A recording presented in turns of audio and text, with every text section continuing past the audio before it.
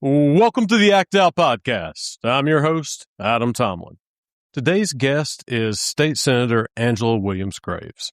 And the senator and I actually went through her entire career, from her beginnings as being the daughter of a pastor, to her work in the City Hall, to the State House, all the way to the State Senate. I was incredibly grateful that the senator sat down with me, and I hope you enjoy this conversation as much as I had making it. Let's roll the tape.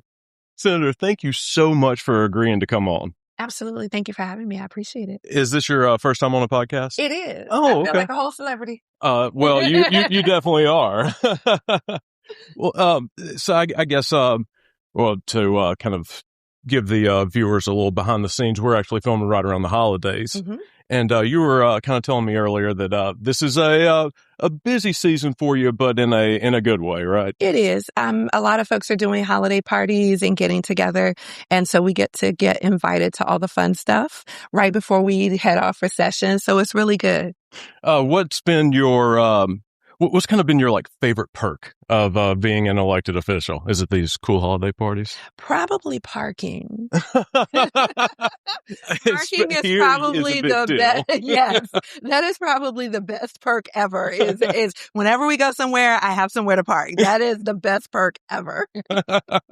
You have made me want to run for office just on just for the parking thing alone. Just for the parking. My wife Kayla and I, we had moved from Atlanta here to Norfolk a couple of years ago, and so I was kind of used to the bad parking situation, but this is on a whole completely different level. It is, and especially you're in one of the historic neighborhoods, and so parking wasn't a big thing. I mean, you had to be wealthy to have a car at one point in time, and so houses were not built like today, but houses, and there weren't used cars because cars were still just being made, so you didn't have that recyclability of vehicles way back in the day when probably homes like this were being built.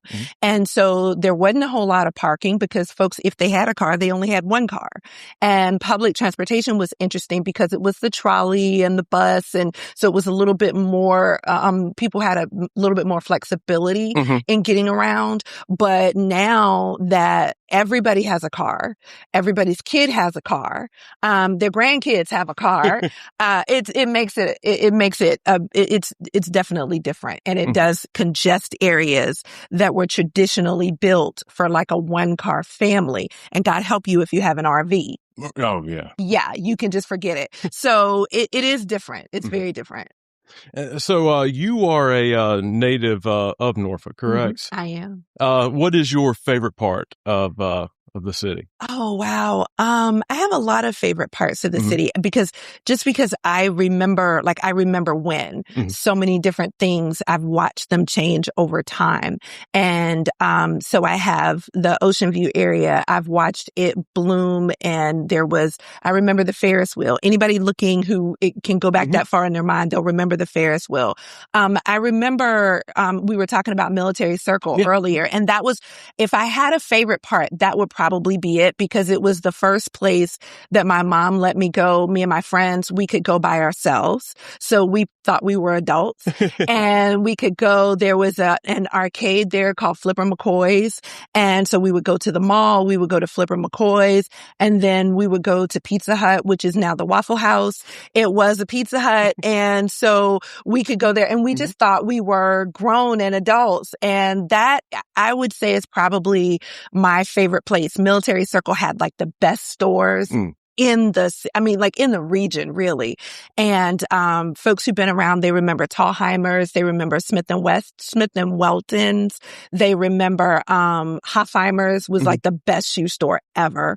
And I've always been a clothier, kind of shoe clothes. That's just always been my thing. Well, I can tell, and you can probably tell that I have not. So, so all the clothing stores that were there, and it was just a fun place. We had the movies, we had Mother's Records and Tapes. We had the chocolate chip company who made the chocolate chip cookies. And so it was just a great place to go and hang out. And it was safe. And again, it was the first place that my mom let us go. And she would drop us off. And we just kind of felt like we were adults. Just like hearing you talk about, like, I can feel, that's Yeah. like, come. Ollie's used to be Farm Fresh, which actually before that was Giant Open Air Market. There is a place called, oh my God, I forget the place it was a place that you could go and they would throw parties and teenagers could go there. I wasn't old enough to do that part, but it was just so much fun. And that was just a place where we could there was putt-putt golf where the Hardee's is now, was putt-putt golf and games. And so anybody listening and that has been here for like maybe 20 or 30 years, they can remember some of this stuff. Maybe 40 years. Maybe 40 years. No, 20 years at the most. I refuse to believe anything older than 20. I will be 54 in January. So. Had me fooled. I just assumed that you started like running for office when you were like 10. Yeah, that was that part. I'll take it. Doing a little background, research on you, and your dad was a pastor. Is that right? He was a pastor. So I spent every Sunday in church all day. I think we canceled church twice for snow in my entire life. Oh, wow. It snowed. It was a really bad snow, like in the 80s, and we canceled church. And then there was another one. But other than that, we were always in church, 3 services every Sunday.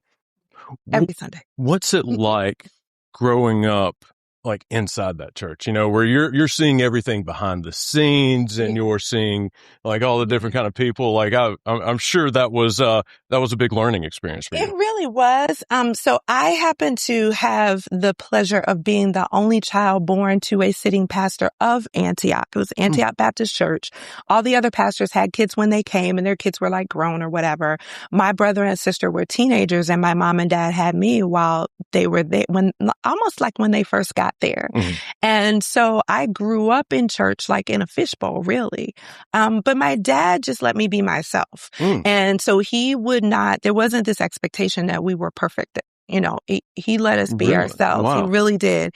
And so, but to your point of like seeing things behind the scenes. And when I go to church, there are things that I probably notice that other people don't notice. Like, is the choir, do they really have it together? Is the choir director trying to get them to go one way and they're going someplace else? What are the ushers doing? That kind of thing that you don't see if you don't know how the sausage is made. You're not really looking for all of that stuff. And so it's really interesting when I go to different churches and whatnot, just to kind of see how everything flows really well, or if something is off. I can tell. And it's interesting. You had actually brought up something very interesting to me that I didn't initially think of.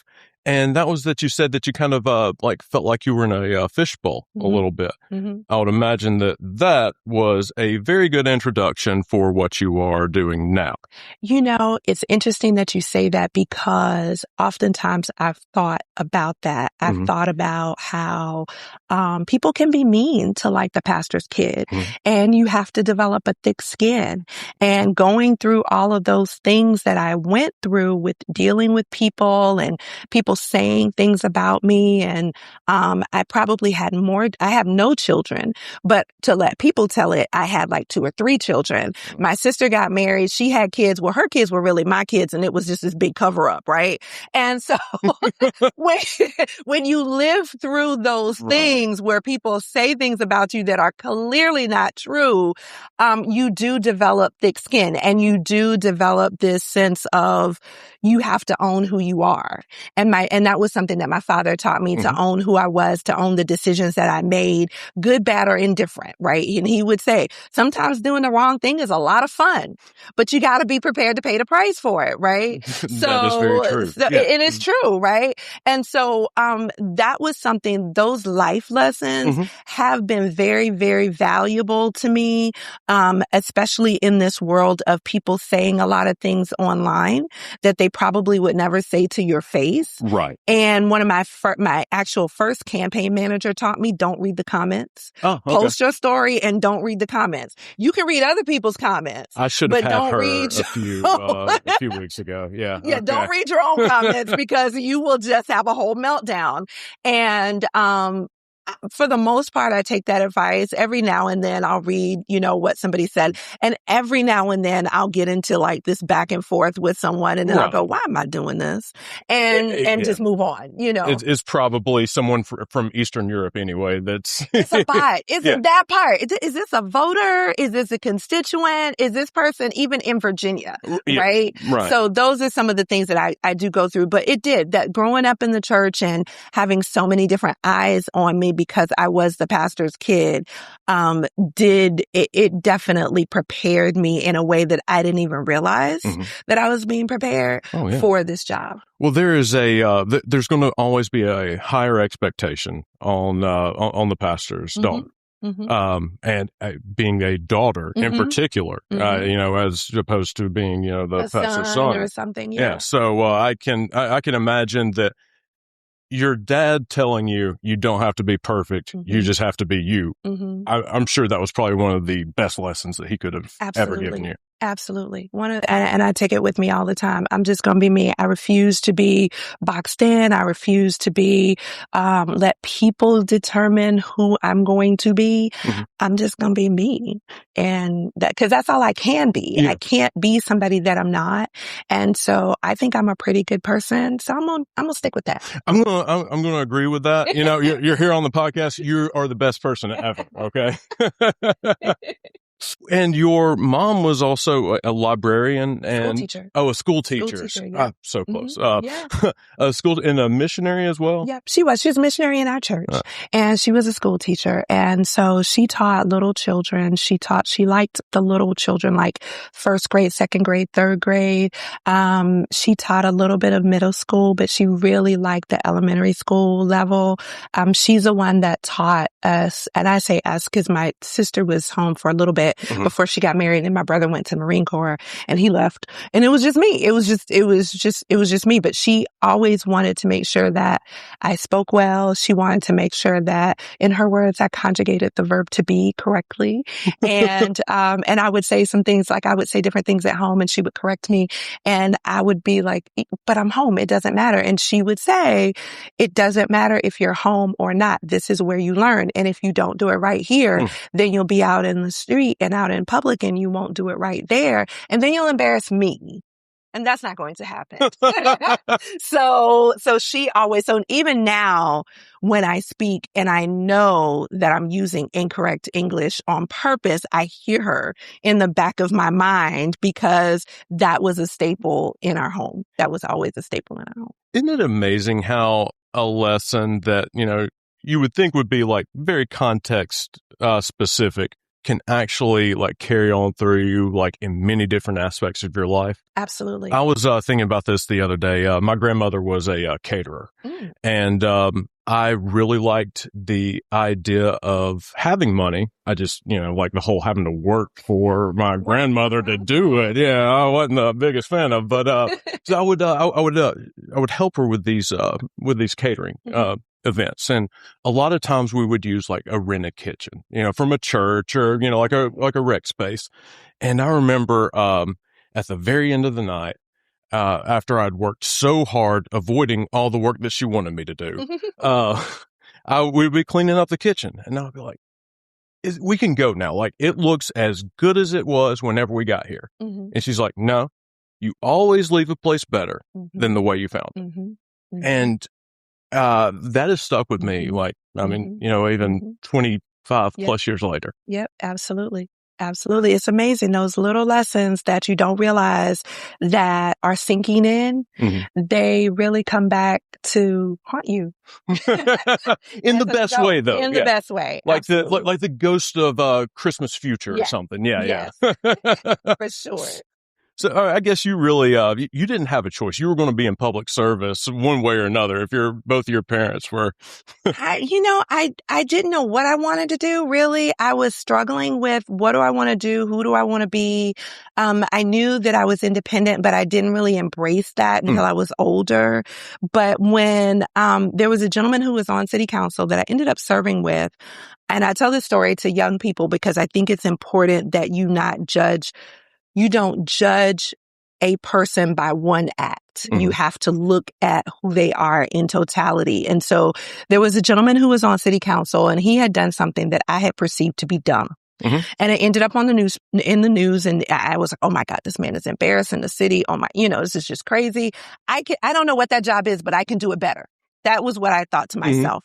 And so from there, because we were a socially engaged church in social activism and things of that nature, we always had, what do you call it? The drives to register people to vote. And we always reminded people that they needed to vote. And everybody that ran for office came to our church, from city council members to state governors and people from the General Assembly, the whole 9 yards. They always came through our church. And so I knew people. I just didn't exactly know what they did. And so once I determined that this guy on council was dumb and what he had done was dumb and that I could do it better, I started to volunteer on campaigns, and I volunteered with the Democratic Committee and, all of those kinds of things. And I was going to run against him. And the seat on city council for Super Ward 7 came available. And I was talking to some friends, one of them being my first campaign manager and the other one being the former commissioner of the revenue, Sharon McDonald. And they said they both knew that I had a desire to go on council. And they took me to lunch, and I'll never forget it. They were like, "You gonna run for the seat, right?" I was like, "No, because I'm running against him." And they were like, No. This is an open seat. And I didn't understand what they were saying to me, which was, this is an opportunity. If you don't take it, you may never get it. It may be decades before you get another open seat, because it just doesn't happen that way. Can I ask you a little inside baseball question real quick? So the difference between running for an open seat versus challenging an incumbent, they were telling you that running for that open seat is going to be easier. Yes. So would that be the case even if there were, like, the incumbent were weak and, like, he did make that stupid decision like you said? Yes. Oh, it wow. was, because he was a long time incumbent. Oh, okay. He had been there when I got there. He'd been there about 21 or 2 years. Oh, okay. And he had a base and all of those kinds of things. And he really had done good work. I mean, as I got to know him, I learned that you can say something dumb. You can say something stupid. You can even do something dumb. That doesn't make you dumb. That doesn't make you stupid. That just makes you human, right? That really just makes you human. And that's what I learned in the course of time that I was working with him. And he ended up retiring probably maybe about 3 or 4 years ago. And we did a commending resolution for his 35 years of service on Norfolk City Council. And so, and anybody looking at this podcast, y'all gonna know who I'm talking about, okay? But I came to respect him a lot, and the path that he had to take in order to get to where he was. And that was the other thing that I think I learned, and I tell young people, everybody has a path that gets them to this table or to this seat or to this place. Just because theirs is different from yours doesn't invalidate how they got here. Now, if you're ratchet and all, that's a little bit different. But everybody's story is different, right? And their set of experiences are different. And based on the time in which they came into, there are things as a Black woman I don't even have to deal with now, because there were other Black electeds who dealt with those, they had those fights, they dealt with those things. And so they kind of paved the way for me. I don't have to walk on rocks. I can walk on pavement, right? And so that's the difference in looking at somebody and determining who they are by one single act and not knowing them, not really knowing their story. And he and I didn't always get along. I mean, we always kind of bumped heads about some things, but still I could respect, in talking to him, I could understand why his perspective was different.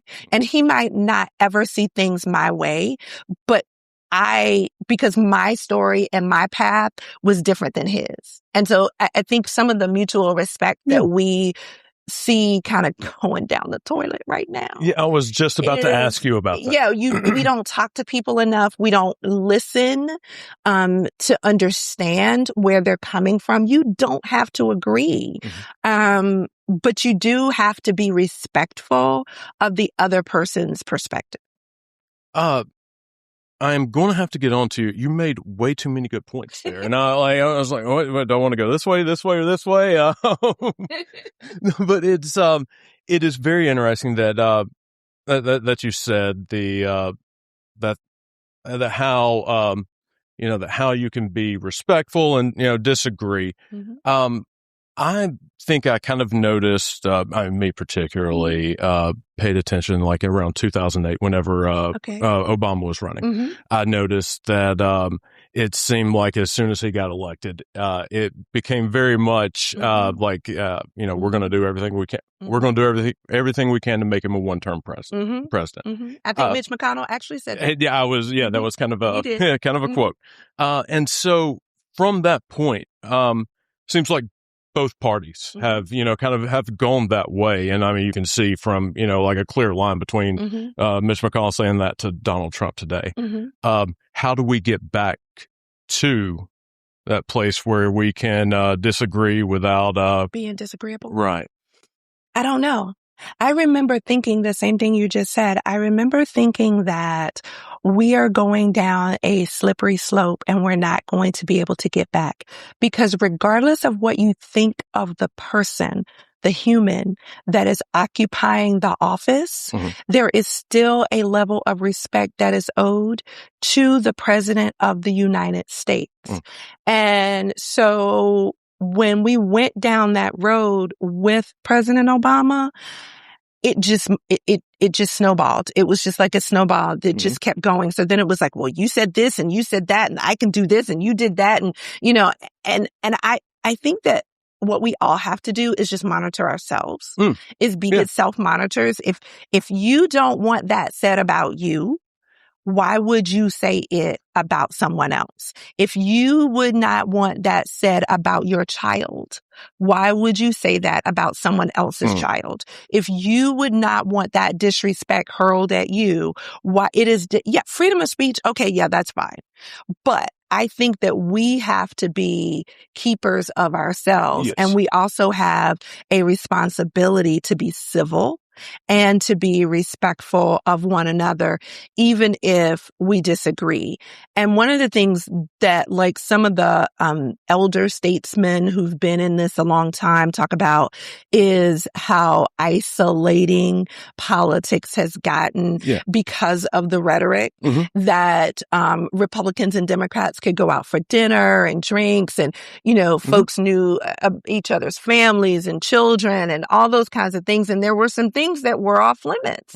And little bit by little bit, we have chopped away at the things that are off limits. I mean, you think about the former Speaker of the House in Michigan, Minnesota, who the gentleman came to her house and he had left the senator's house. Right? That is something that did not happen. I mean, I don't even think that happened like 5 years ago. Right? So we've got to do better. I do think that and when we say things, the other piece of it is when we say things, we also have to be mindful that our words matter, especially as leaders. Our words matter more so than other people. I remember people would say to me when I was on city council, well, I know because you're on council, you know more than the rest of us, right? You just know, there's a whole bunch of stuff that you know that we just don't know. And so they either thought I was acting inappropriately because they didn't know what I knew, or they thought that I knew more. And so there was a reason for my action and they just trusted that I was doing the right thing based on what I knew that they didn't know. That was just at city council. So how many people think I know more than the average person because I'm in the state house? Right. How many people think that Mark Warner or Tim Kaine or Bobby Scott know more than, and they probably do. And to a certain extent, we do. We get briefings on things, public safety, all these different kinds of things. But our words matter because people do hold us at a higher level. And so you can think it. You can probably say it in the four corners of your own house. Once you are outside the four corners of your own house, I have a responsibility for every word that comes out of my mouth. Yeah. And all of us do. I mean, at some level, we all have to be responsible for what we say, even though it's free to say it. Well, there is sort of a conflation between freedom of speech and like freedom of consequence. Bingo. And those are two wholly distinct things. Exactly. I kind of wonder though how. I basically was asking you a trick question earlier when I was like, how do we get to this, like to where we can disagree without being disagreeable? I remember an anecdote of Tip O'Neill, who was the Speaker of the House whenever Reagan was president. Mm-hmm. Ronald Reagan would call him up at like 5 o'clock and be like, "Hey, Tip, it's 5 o'clock. We can be friends now." And so from 5 p.m. until 8 a.m. the next day, they could be friends. I love it. But it seems like parties, particularly political parties, they tend to take on the personality of their leader. Yeah. And the Republicans have a leader who believes that he can say whatever he wants, and no one can say anything back to him. Do you think that that will change? Like that kind of that insistence on the playing by two sets of rules. Do you think that will change whenever Trump leaves, or is that going to be part and parcel of the Republican Party now? I'm hopeful that he is an anomaly. And that when he leaves, some of this nonsense leaves with him. He was a celebrity. Celebrity in air quotes. Yeah, in air quotes. He was a celebrity in air quotes. He was supposed to be rich. If he wasn't, he is now. And he just had this flair, about him. And I am hopeful that he is an anomaly and that we get back to, because I do believe that I've had some friends that were Republican and they are reasonable people. Yeah. I don't know what he's teaching the next generation of elected officials. Right. I really don't know what he's teaching the next generation of elected officials, which in my opinion, again, is incumbent upon us to be a gold standard of what is acceptable or what, not even politically correct, but what is good. Yeah. And what is just a good human being? What is a good example of a good human being, right? And that's what I kind of think. But I'm hopeful he's an anomaly because I don't think we could stand another one of him. No, I didn't think we could stand another term of his, but hopefully I was wrong on that part. That part, yeah, that part. Because J.D. Vance doesn't have his anything. So I don't think J.D. Vance would be able to get away with what Trump has been able to get away with. You had said that you were going to run for the open seat on the Super Ward. How difficult of a decision was it for you to run in the first place? Like to kind of flip that switch from like, can I, Well, when my campaign manager said to me, does it matter what the seat is? You want to do the work, right?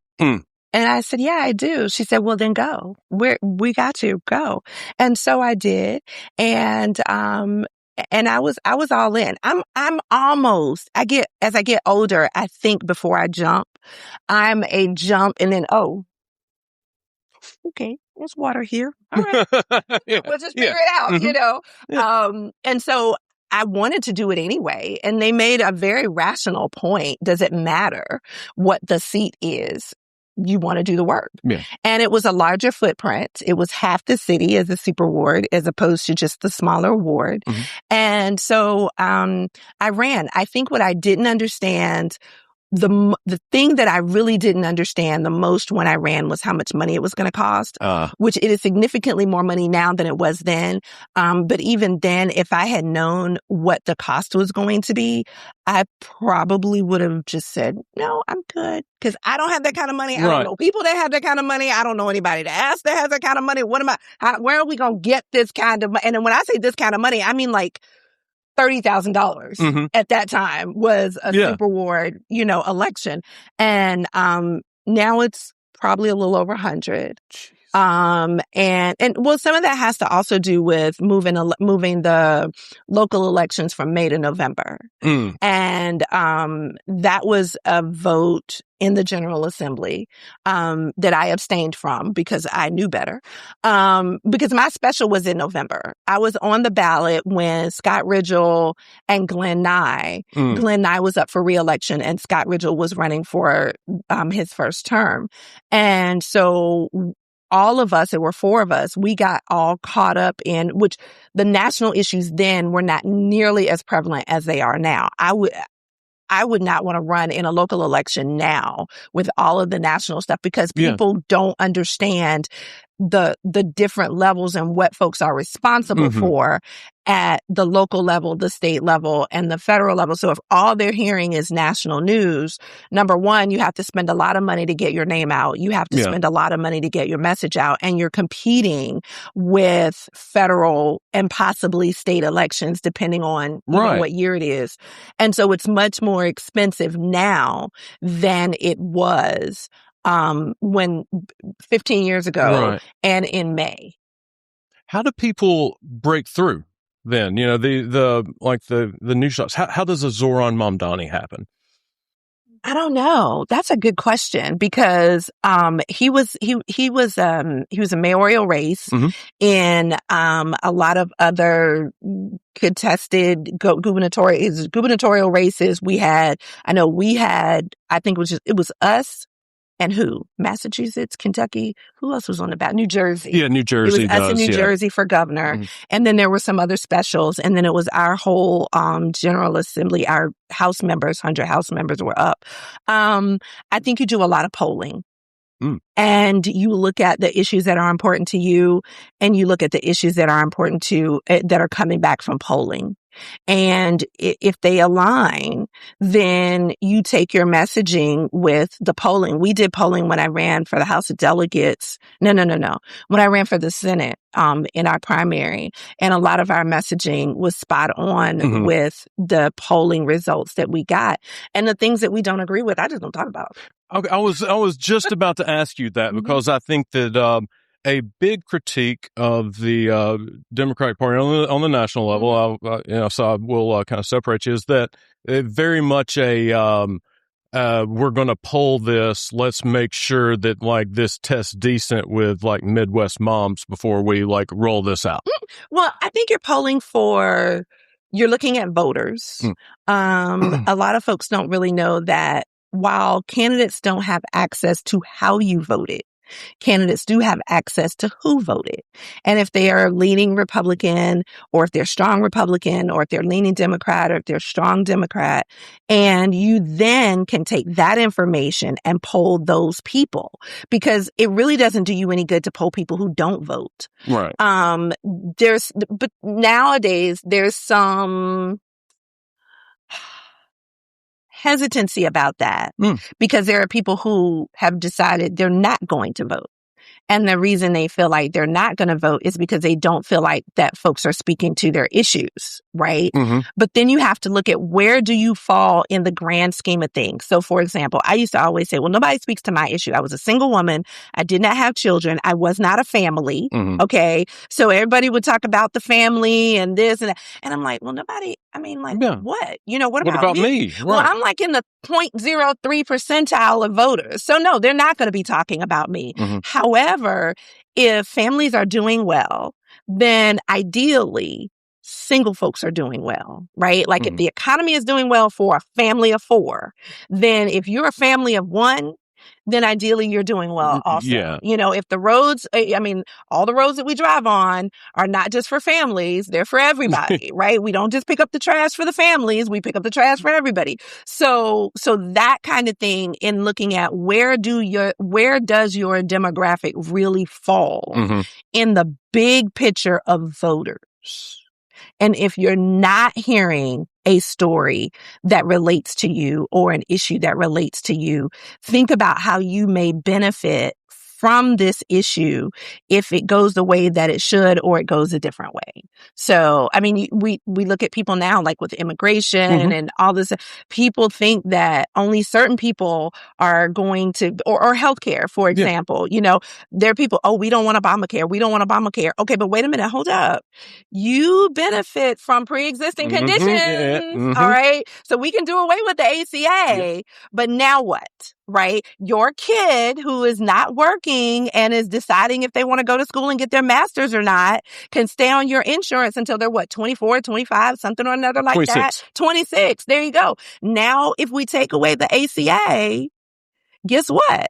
Your kid doesn't have insurance anymore. So it doesn't just things don't just affect a select group of people. These issues affect everybody. There were a lot of folks in the 2024 election that voted against their own interest. Why do you think that happened? And what do you think can be done about it? Like what can Democrats do? I think that the Republicans are really good spinsters on things. They can spend anything. And I think that the president and a lot of the folks that he has surrounded himself with are people who are running in red states. They sow fear. Yes. They simply sow fear. And so when you talk to people and they have everything, and you have convinced them that somehow they're going to lose it all if these other people get in power, you sow fear. And so people will vote against their own best interests because they think they're punishing someone else. Yes. When in reality, they don't realize the benefit. I want everybody to have equal rights. I want everybody to be able to go to the doctor. I want everybody to be able to get a good education. I want everybody. I mean, somehow that message has been translated into, if all these people have everything, you're going to have nothing. That zero-sum attitude, that was literally just what I was going to say. So there's an argument that is put forward on that other side. If the senator has has the same shot as I do, then I lose. Now, first of all, I don't think that that's the case. I want you to have an opportunity. I want everyone to have an opportunity. I don't see your success as my failure. Right. But there are people who do. There are people who feel like they're entitled. There is an incredible entitlement syndrome in America. And there are people who feel like they are entitled to have whatever it is that they think they should have. There are people who feel like because they don't, that somehow it's somebody else's fault that they don't. I tend to believe there's enough room for everybody who wants to work. Yeah. If you don't have something, it's not because there's not an opportunity. It's because maybe you did get dealt a bad hand. Maybe you were born with an illness that doesn't let you work. Maybe you were born into poverty. Maybe you were born, there are a lot of people who are victims of their circumstances, and everybody isn't able to pull themselves up and out of their circumstances. Everybody is not able to do that.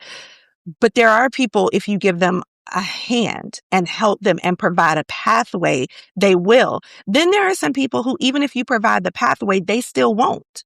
And they want to blame somebody else. And it's like, okay, but dude, that's not my fault. Yeah. That's not my fault. You had the pathway and you didn't take it. So don't be mad at me because I took the pathway, right, or somebody else took the pathway and they succeeded and you didn't. So I firmly believe that there's enough room at the top for everybody who wants to work. And not everybody really wants to work.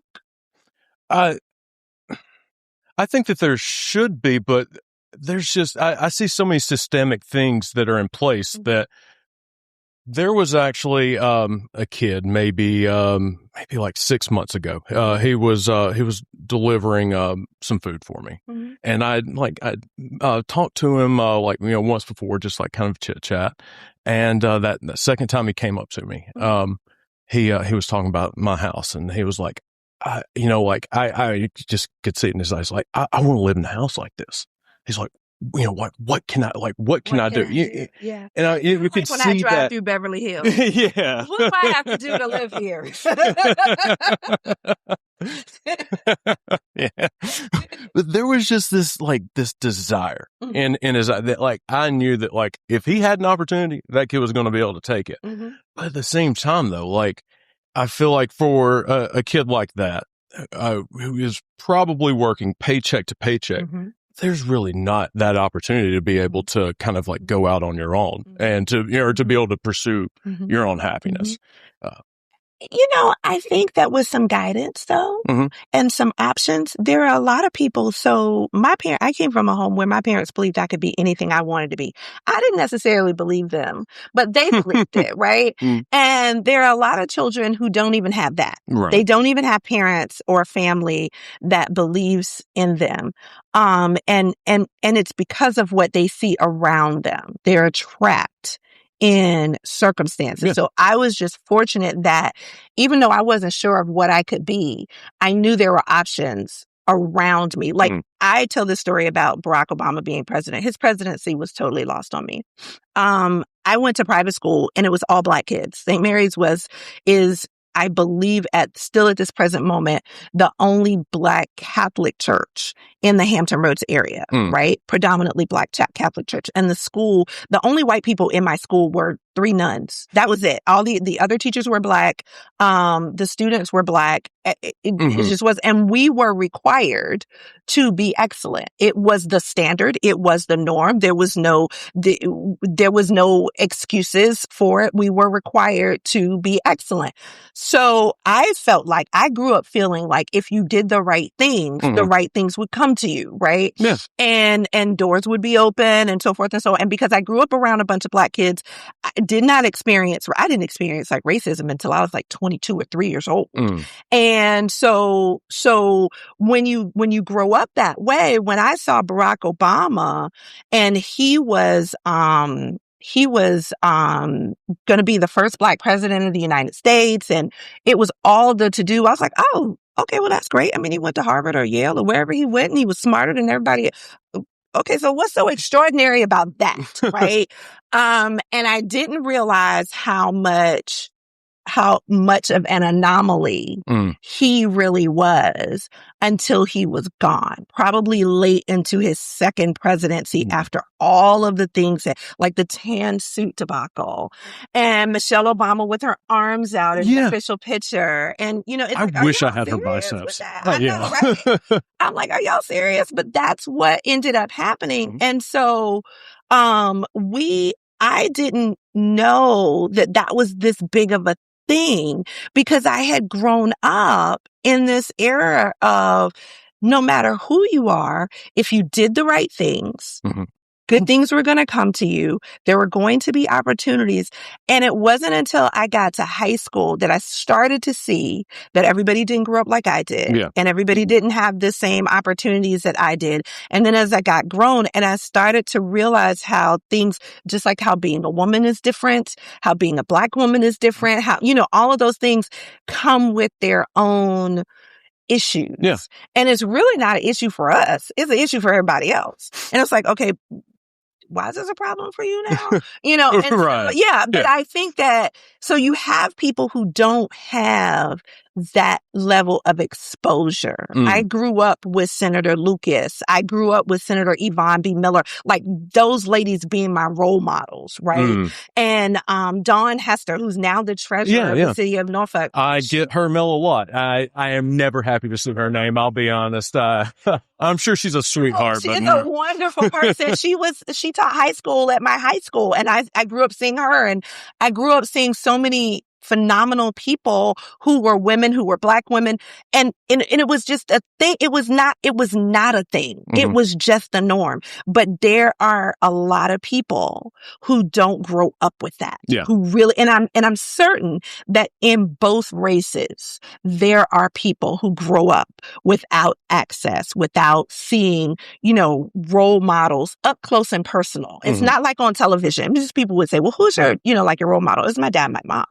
I don't care who's on TV, right? I could care less. But there are folks who only grow up seeing what they see on television, and they don't see real life people who are doing the thing or being the thing to know that this is an option. And unfortunately, a lot of children too get pigeonholed because of where they come from, or because of the color of their skin, or because of how they speak. They don't have a mom who is an English teacher, right? So they don't have that. And so they don't always use the best diction, and they don't always use the best conjugation of the verb to be. They don't do all those things. And so they get pigeonholed into you can only be when they're brilliant.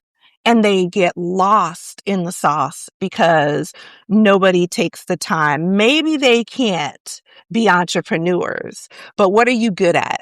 What are you smart? What comes really easy to you, right? Like I have a friend, she was like 27 years old and had her PhD in math. And I'm like, go girl, go. Okay. I need my calculator. Okay. But that came easy to her, right? So what is it that you like to do? What is it that is easy to you? What are you talented in? And then how can we take that and monetize it so that you can get off the bicycle delivering food, right? And you can start with a really nice apartment, and then you can buy your first home, and then you can buy, and you can move up the proverbial life ladder. And I don't think we do enough of that. Do you see, like, how much of a role do you see, like, government and kind of like in the hand-ups, so to speak? I think that I like that equity box, equity and equality box. Like everybody doesn't just need a box to stand on, because some people are shorter and they need a couple of boxes and, all that. I think that that's a position that is very, that's overlooked, right? Equity, for whatever reason, has become a dirty word, according to some people.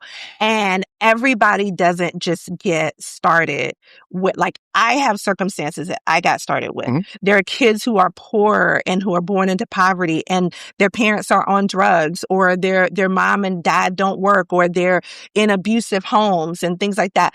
All of the things that they deal with, or they're taking care of their little brothers and sisters and they're not eating because they're making sure that their little brothers and sisters eat. So when they come to school, they are hungry and they're tired. And so they're not lazy and going to sleep. They are tired because they're being the parent and the child all at the same time. When I had 9 o'clock bedtime, I was in the bed by 9 o'clock. I was asleep by 10 o'clock. We took a bath. We did, I never went without a meal. So I don't know what that's like. So how do those things, affect a child's trajectory in what they are and what they can become as adults, especially if you don't have extra programs, after school programs, feeding programs, the school lunch programs, the after school, feeding programs and things that, or tutors. The kid may be smart, but if he's playing the mom and the dad, he doesn't have time to do homework.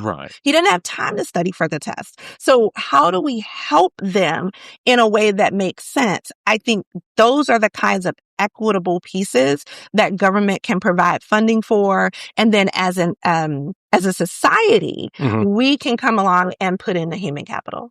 It's very ironic to me that the people who are so, like, lambasting DEI are the, like, very reason we need DEI in the first place. I mean, like, this administration is just a, like, walking bunch of, les incompetents, as the they're a whole walking talking white men. That's all it is. That's all that is important in the world is just white men. It's just nothing else is important, and it's amazing. It's crazy to me. Whenever Shirley Chisholm was running for vice president, she said that she had a more difficult time being a woman than being a person of color, and anecdotally. I noticed that during the 2024 campaign.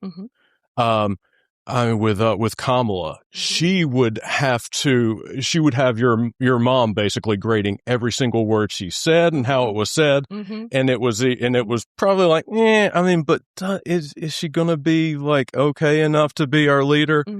Meanwhile, Donald Trump at a rally was bopping along to Ave Maria like it was Cool in the Gang for 45 minutes. And people at the end were like, this is the steady hand we need. how, like, can you kind of speak to that? Like, it just... Well, you think about Hillary Clinton and how criticized she was for being, primarily for being a woman, and she was a white woman. So to me, it's like, okay, well, what does America think of women? Yeah. To the point of Shirley Chisholm. Because we had a white woman who was very qualified. We had a black woman that was very qualified. I mean, like, what are y'all looking for? And it leads me to believe that America has a problem with women in leadership. And some of that may go back to way back in the day when women were property and, we were given to whoever's brother to marry, and we couldn't own property, and we couldn't do, like the hunter-gatherer thing, and the woman who, made the household. And some of that probably goes back to that, because ideals are generally passed on from generation to generation, whether you live them or not. So in how you view women is how you talk to your son about women, and how he then talks to his son about women. And that's how those things, that all of those ideologies get passed on from generation to generation. How do you view women? How do you view Black people? How do you view people who are disabled? How do you view people who are immigrants? How do you view, it's just one of those things.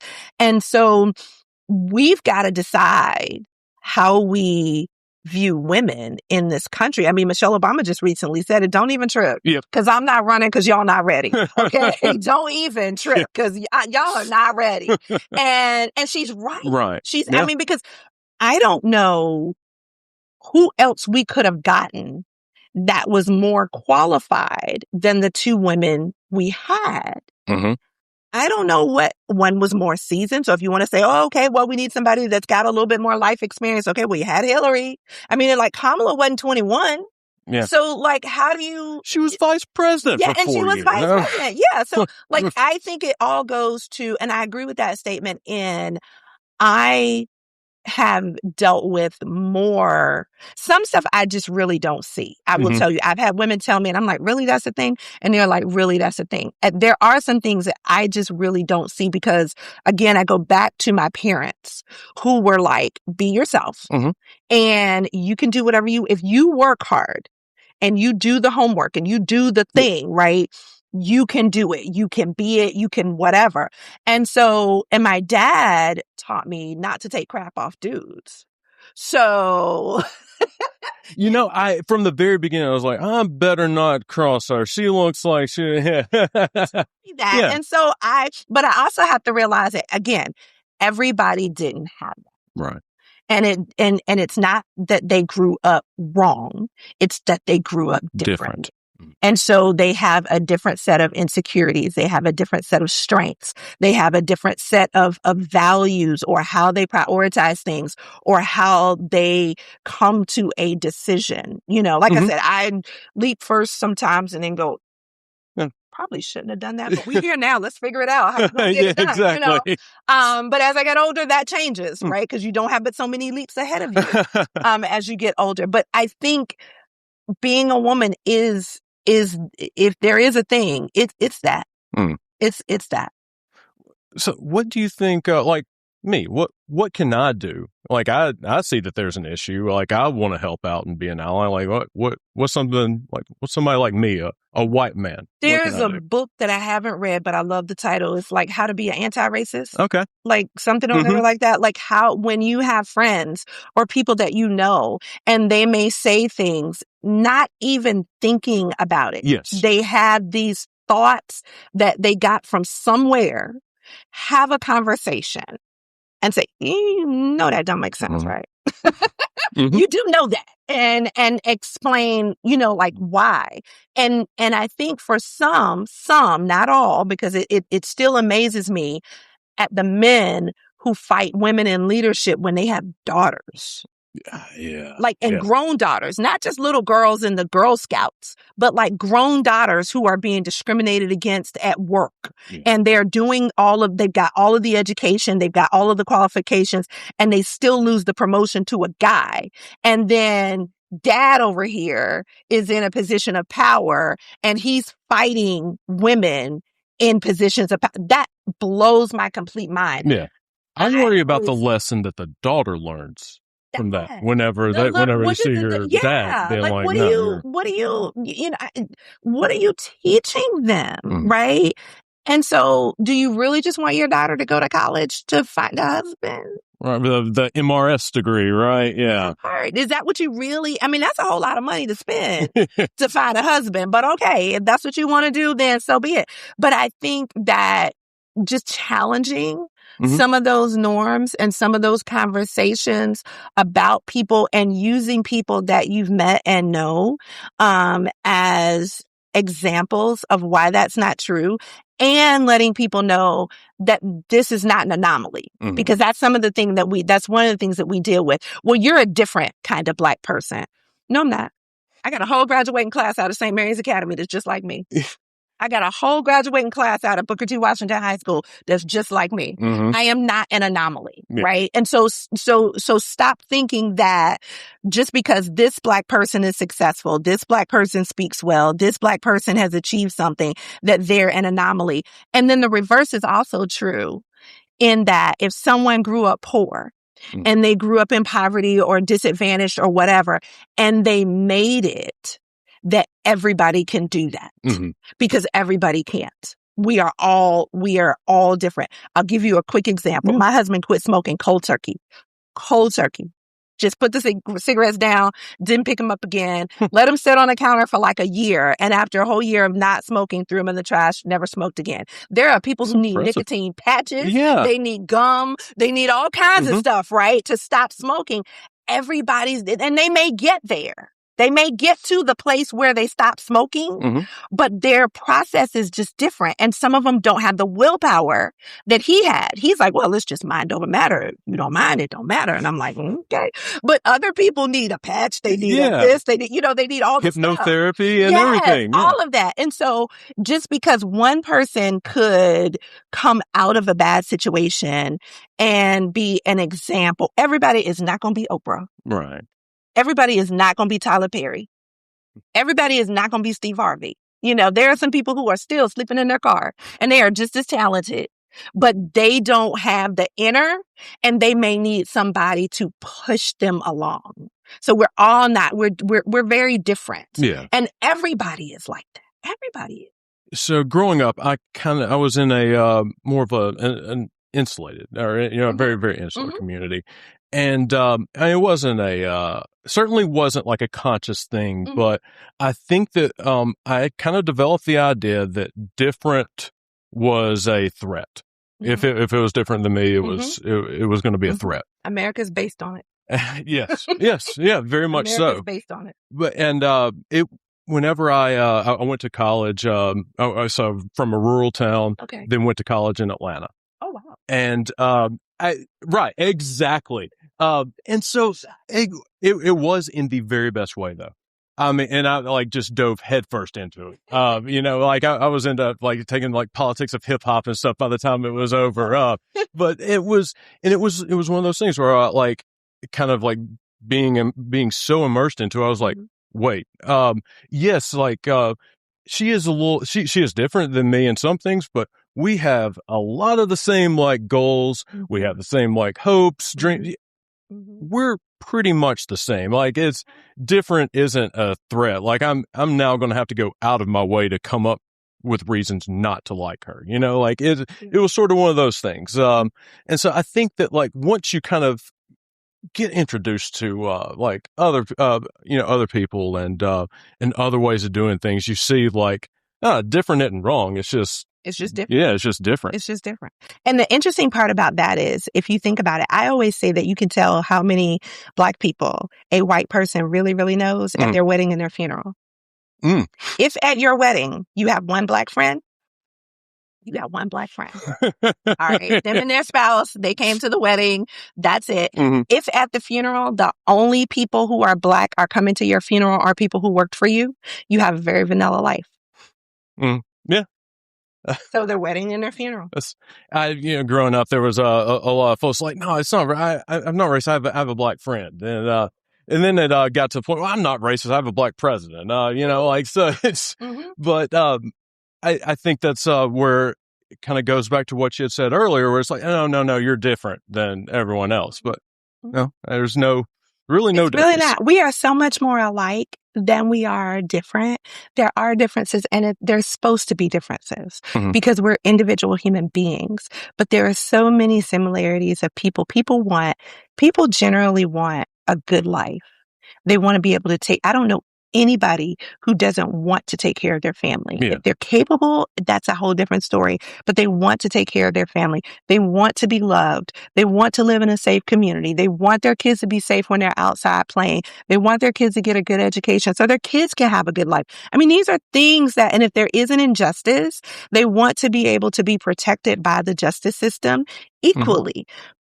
I don't those are things that now, if you like 70 degrees and I like 65, no, let's back that up. I like 70 degrees and you like 65. That's totally different. We're different that way. If you prefer to take a long hot bath and I like a shower, we're different that way. But, I worked with a young lady. She loved flats. Me, not so much. She's like, I exclusively wear flats. You exclusively wear flats. Okay. Me, I love heels, right? So we're different like that. But those are small things. The basic things about life, those are the things that everybody wants. And just because I have it doesn't mean you can't. So that, like, I can tell your dad was a preacher, you know. Did you kind of like pick up some public speaking kind of tips from him? Oh, wow. So I learned how to speak in public in church. So we were a mega church before it was popular. Oh, okay. And we would have to do, like, I'd do the welcome in front of like 2,500 people on Sunday at like 6 years old. Wow. And we would do the announcements for the church, announcements. Every month we had a youth Sunday. So the youth got to participate in every aspect of the service. And you really don't realize what you're learning and how valuable that skill. I know people who would rather eat glass than speak in front of 5 people, much less I think the largest number of folks I've spoken in front of, I did a presentation at the Chrysler Hall. And it was a full house at some production, and I was presenting one of the dancers with the proclamation from the city, and we did it before the event started, and it was full. But I mean, there are people who would eat glass. I love it. I love it. People don't like. Somebody said they love doing the public speaking. So when they were in college and they had a group project, people didn't want to do the public speaking part. And he was like, well, I didn't want to do the work part. So y'all do the work. I'll do the public speaking. We'll both get A's. That was me. Me too. Did that. Yes. Y'all do it. I'll present it. We are good. So growing up, I went to church a lot, every Wednesday, every Sunday. And it was Pentecostal, where, like they would, like you would like touch your forehead and like, and then like speaking in tongues and stuff. I'm with you, yeah. So I got I get a little scared, of that. And so what I would do, and it was like my watching the pastor and how he could like use his voice and control kind of the crowd, and like how he would be able to like elicit emotion from like his tone and his body language. Like that was like one of the first times where like seeing that, I was like, wow, like the power that, someone can have like over a crowd like that. Is so cool. Yes. Words matter. Words matter. Yep. So, Senator, you're going to be going to Richmond pretty soon to start your session. I think what's the split in the Senate? How many Democratic senators and how many Republican senators? 2119. Oh, okay. So it's still the 2119 because we're not up until we're 4 years. Okay. So we won't be up until 27. Ideally, we'll pick up a couple of more seats in 27. We'll get to 22 or 3 or 4 in 2027. But we're 2119. So I know that a lot of the Democrats ran on a very ambitious agenda. And in this 25 campaign, what are the kind of like are there any like kind of like realities in the Senate where like, we may not be able to pass this because the numbers aren't there? We are the chamber of reality. Yes, we are the chamber of reality. Winning is easy. Yeah, I mean, it's hard, but it's the easy part. Governing is very different because governing requires that you build consensus. Right. And even as Democrats, all Democrats are not equal. And so you have to be mindful that you are not going all the way to the left in policy. And because people don't want to be dragged to the left, they like to walk with you. And so it's still Virginia. We're still kind of pink, purple, whatever you want to call it. And so there are still people who are very moderate in their thinking, but we have some shared values. And so you just have to make sure that you're not going just completely wild with legislation because you have this 64 seat majority over in the House. We've got a 21 seat majority. Actually, it'll be 22 because of the lieutenant governor in the Senate. But you can't just pull people. You've got to be moderate and mindful and then engage folks. Let them know why we're doing what we're doing. What is the benefit to them? How is it going to help your life? How is it going to make life more affordable for you? How is it going to make life safer for you? How is it going to, those kinds of things. And so that's where now the rubber meets the road in that we have to make sure that we're governing in a manner that people will come walk beside us and not be looking to push us back out. And that's the thing that I think a lot of the new legislators are going to they're going to have to learn the a little difficult way. I won't say the hard way, but it might be a little the freshman. Everybody's like bright-eyed and bushy-tailed whenever they're a freshman. Were you like that? Did you did you run into like the chamber of reality, so to speak? I did run into the chamber of reality because city council and the General Assembly are totally different. I came in in 21 where we still had a trifecta. Okay. We lost it in 22 and 23, and then we got it back in 24.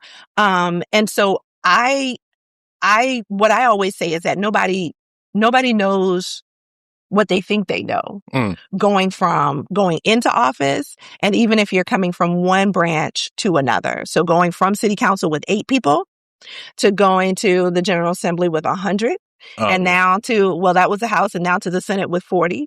And so how things are done, what's the politics, how's the sausage made, where's the bathroom? Those are all things that are very important, And so I'm more of a moderate, and there are things that I feel very passionate about, like women's right to choose. I feel like people, once they've done their time, they should be able to vote. I feel like who you love is your business. Who you love is your business. As long as if you love somebody, there's enough hate in the world. If you love somebody, have at it. It is what it is. And so, and I'm a business owner and, all of those kinds of things. So I am a little bit more moderate on some things, and especially like in monetary issue, we cannot just spend and be spendthrifts. I value our bond rating. Can you please tell my wife that as soon as we get my off? husband won't believe it. Okay. My husband will not believe that I said that. So it's like, no, we can't spend other people's money. That's what we cannot spend. I can spend yours, but we can't spend other people's money. I'm sorry. So it's important to maintain our bond rating. It's important to maintain our bond rating. It's important to maintain our reserves. It's important to make sure that we pay the people who work for us. All of those things. Can you tell that to the president, please? That whole part right there. So all of those things are important, and there are a lot of competing interests and a lot of interests that have been neglected over time. And so we can't just in one swell swoop fix everything that has been neglected over time. That too will take some self-correction, and whatnot. But I think we're in a good place. I think we're in a really good place. So, I kind of imagine sort of the Mr. Smith goes to Washington type deal whenever, you're running for office and you have, I'm going to be able to fix this, I'm going to be able to fix that. It's really easy to be like an armchair quarterback or an armchair legislator. How difficult is it for you to be able to find your priorities that you are going to be able to focus on and make sure that those are, like resonating with your constituents? I think now it's easier than it has been. I think there are lots of folks who are in the same thought process as far as priorities and values and what they're looking for. I think social media has made it easier for us to message and get information out to folks and telling them what we're doing, where we're at, all that kind of stuff. Everybody makes the mistake, generally speaking, of I'm going to do this. I'm going to do that. No, you're not. You yourself have one vote. I had one vote on city council. I had one vote in the House of Delegates. I got one vote in the Senate.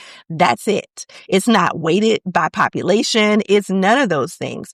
And so you have to find other people who value what you value or who have the priorities that you have and find those people and bond with them in order to be able to get those things done. And that's not that difficult because it's not like it's an infinite number of people. Right. It's a finite number of people.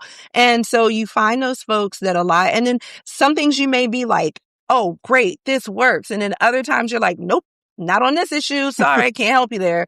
But being upfront about it and working through those challenges, because again, we're human and we're different. And people have different constituencies as well. So my constituency is probably more liberal than, say, somebody out in Southwest, right? Their constituency is not as liberal. And I get that. But by the same token, they're liberal on some things. Right. They're not liberal on all things. And so you really have to understand the people that you represent and that you're there to hold their best interest for. And I think that's an easy way to come together and to find like-minded folks in the General Assembly to help you get those things done. The other piece is sometimes you think something is wrong or it's bad until you get there and you understand the why. Sometimes people don't, and I don't think we do as good a job as we can in explaining the why things are the way that they are, or why is this the way that it is. I don't know that over the course of time, explanations have been given, or there was a platform like social media to give an explanation as to why you voted this way or why you voted that way. Or, there are the detail, like Congress gets these bills as like 600, 700, 800 pages. Really? We pay people to go through those 800 pages and tell us what the problems are. But the average person just knows you didn't vote for it. Right. So then it's our responsibility to say, okay, but on page 389, paragraph 2, it took all of your whatever away. That was included in this bill. It gave you this, but it took away that. And it just wasn't a good balance there. And then it could also be a procedural issue where you're like, hey, this bill, I would vote for this in a heartbeat, but the manner in which it was done is going to set a precedent that is so and there may be competing bills that are working. Just because you voted against this one, the member knows that there's another one, and this one doesn't have everything in it, but this one is going to be a compromise of the two. And so you vote against this one and people get all up in arms because you voted against this and go, oh, wait, just hold on. Slow down. We got this one over here that's coming, and it's going to have a combination. We're taking out all the bad stuff from that one. We're putting all the good stuff in this one, and this is the one that's coming. And that's the politicking that happens that people don't really see. After kind of hearing that answer, I feel like I'm going to know your answer to this question as well. But in the Federalist Papers, there was sort of a debate over how a representative should represent their constituents. And it was sort of the mirror theory. One side was the mirror theory, where whatever the passions of the constituents were at the time, that should be the passion of the constituent, like ran for the representative. The other side, though, was that needed to have kind of a reality check, so to speak, where you are able to kind of be a little more reasoned and not kind of go on emotions. So where do you see a place for both types of representatives, and why do you think one side is better than the other? I do see a place, provided that the rah-rah is validated. If the rah-rah is validated, I'm with you. Let's go, girl, go. Let's go, right?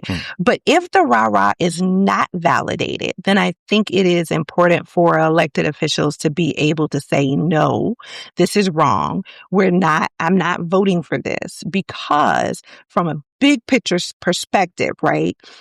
I can't vote on something that is great for my district, which out of 48 precincts, I have 43 in the city of Norfolk, but that is not good for the other 5.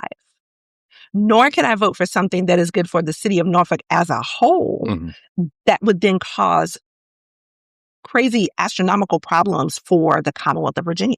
Right. So, and people may go, oh, we need to do this. We need to do this. Okay. What have you heard? What was the rah-rah that you heard? What was the framework that you were given for this issue? And why do you feel like this is so great?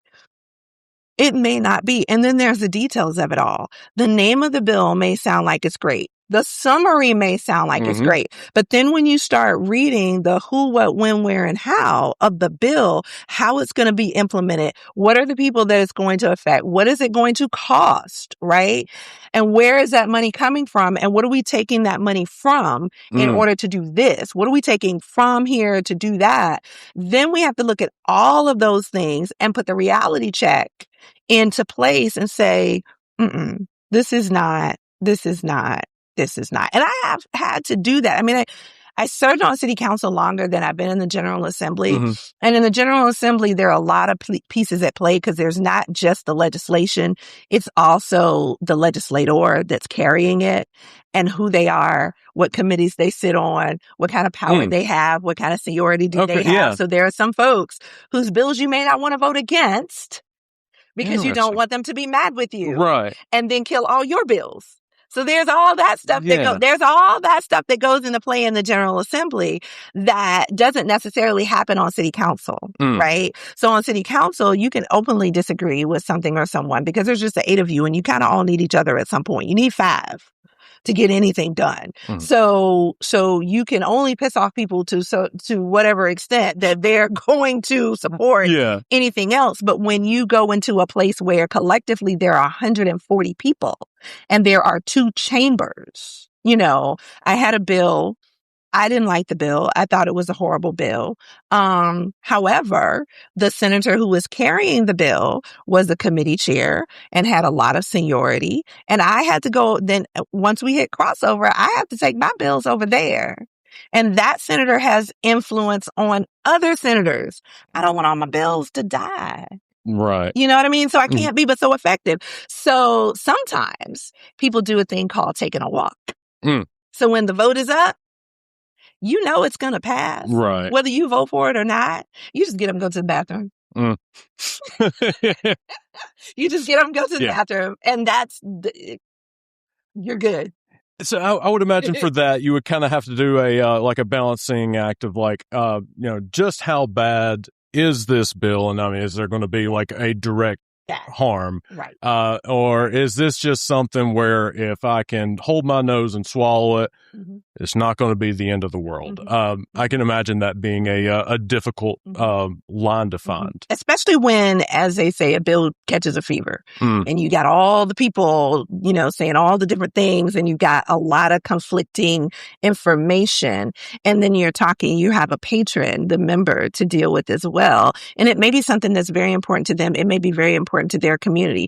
If it's very important to their community and it doesn't negatively impact mine, have at it. Yeah. I'm really okay with that, but then there are some things that it's like, fundamentally, this goes against everything that I believe in, and I can't just hold my nose and vote for it. And I can't take a walk either. Yeah. Because this just fundamentally goes against everything that I believe in. So it's a tightrope. Yeah. I'm gonna kind of go back to the very beginning where your dad just said you only have to be yourself. Yep. Was that something with him telling you that early on? Was that something that you always were I am me and that's good enough, or was it kind of a struggle for you to really truly develop that feeling? Every now and then I've lost my marbles and I've tried to be somebody that I was not. Probably in my 30s and maybe early 40s. And I've learned that being me, and it's always come in like trying to fit in. Mm-hmm. That's where the trouble has always come. It's come in trying to fit in with whatever crowd, whoever the people are. It's always come in trying to fit in. And every time it blows up in my face, you know, you really didn't have to do that. You really know, you know, and I remind myself. And so now I'm at a point where I'm 53 years old. I am going to be who I am. And there will be people who will like it, and there will be people who won't. And that's just life. And that's kind of, it grows exponentially as an elected official, but it's still life. It's still like, you got to be okay with people not liking you. You've got to be okay with that. If you can be okay with not being on everybody's Christmas card list, not getting an invitation to everybody's party, not being a part of the cool kids club every single time, you will be okay. You will be okay. You know, that's very interesting, because I feel like a lot of the people who run for office kind of have that opposite attitude of what you were talking about, wherein it seems like it's very much all about them. And, you know, it's all about like trying to get that viral moment, so to speak. How do you get less of those people to run for office and more people who are wanting to make a difference to run? Like, how do you encourage the people that are want to be public servants and kind of like discourage the viral clickers, the lawn boaters, so to speak? I think as a society of people, we have to stop rewarding bad behavior. We really have to stop rewarding bad behavior. And if we stop rewarding bad behavior with follows and likes and shares and all that kind of stuff, then people will be forced to be more genuine. I remember when all we had was a newspaper and the 3 nightly news channels. That was, you know, that was pretty much all we had. And now everybody, I heard Whoopi say this one time, anybody with a microphone can be a reporter. Anybody with a phone or start a podcast. A podcast can be a reporter, right? And that's not what journalism really is. It's not just anybody catching a moment or having, you know, saying something and it just taking off. That's one brain fart. Okay, that's all that is. This is one. You gotta be consistent. And I believe that when we start talking to people about running for office, we really have to look at how consistent they have been. What are they doing? What have they done? How consistent have they been? Says the person who had done nothing before she ran for city council. Okay. Who had done, had really not done anything, but just had this background and idea that she could do the job. And folks believed in me. And a lot of the other thing I believe is that like folks believed in me because of my parents. My parents were very well known in this town. And so they gave me a chance. Yeah. Now I had an obligation and a responsibility to not screw that up. I really did. I had a responsibility to not screw up the good name that my parents left me when they left the earth. And so that's the thing for me is people took a gamble, and I am responsible for making sure that they get paid off well in a manner of speaking. No, it's just a responsibility. But I think we've just got to be very careful when we ask people to run for office, looking at what folks are doing. Are they making a difference in their own little space? There is a scripture that says, if you are faithful over a few things, I will make you ruler over many. And so are they faithful over the little things that they're doing in their community, over the children, over the seniors, over the neighborhood? Are they faithful in doing those things?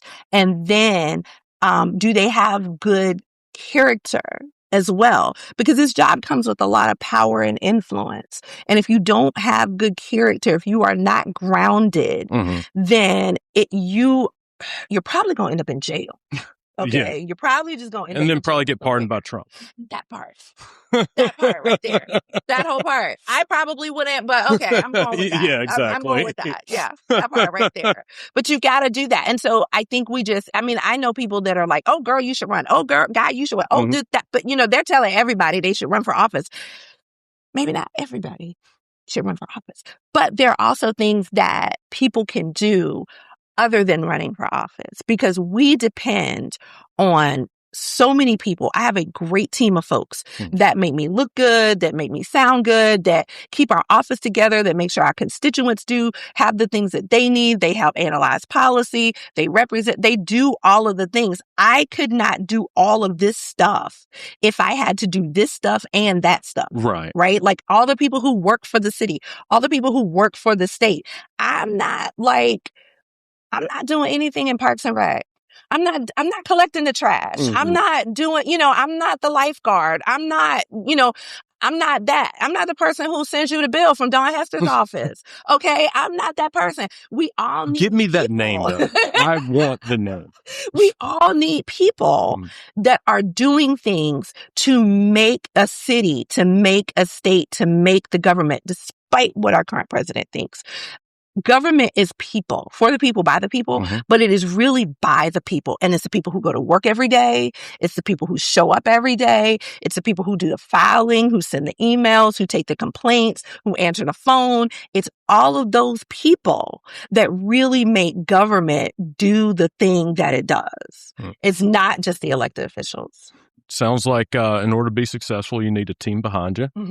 And also, I'm going to plagiarize, something that you said earlier and, take full credit for it. But I think another thing, whenever you're looking at whether somebody should be a public servant run for office or not, are they stoking fears? Are they pointing out a whole bunch of problems? Or are they actually getting their hands dirty in the community trying to find a solution? Absolutely. Because somebody said that, any old idiot can identify a problem, but it takes real courage to find a solution. I like that. So anybody can find a problem. Doesn't take much brain matter for that. I say I've had an absolute blast. And none of the questions, we totally didn't answer any of the questions. We just had our own conversation. I love it. I actually forgot that there were questions that I had sent you. I mean, I love it. I loved our conversation. Thank you so much, man. Thank you very much for acting out with me, Senator. Absolutely.